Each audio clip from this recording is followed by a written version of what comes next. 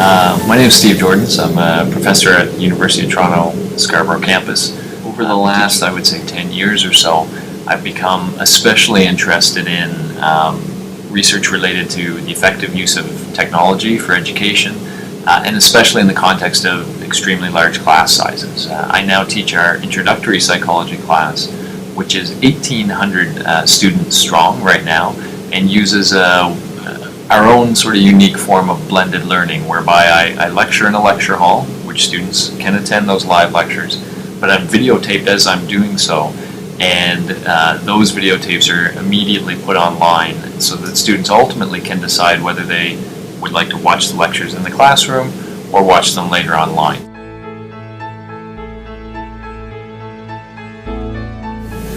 So perhaps one of the most interesting experiments within psychology in general, both interesting and controversial by the way, is the experiment that Stanley Milgram did in 1963.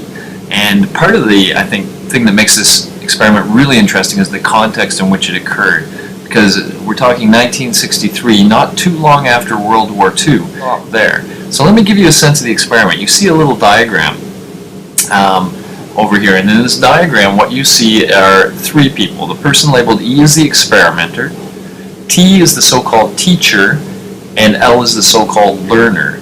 I've also, within this context, done a lot of work on developing various tools to aid online learning, especially, and active learning. I'm a big proponent of active learning, especially we can use technology in very large class settings to really make the whole learning experience more effective, and to properly develop not just the content knowledge students have, but also their transferable skills, their ability to think critically, think creatively, express themselves well in both verbal and written form, give feedback to others, all those sort of high-level metacognitive kinds of skills, very much like any other skill, literally riding a bike or whatever. What you need is continual, effective practice.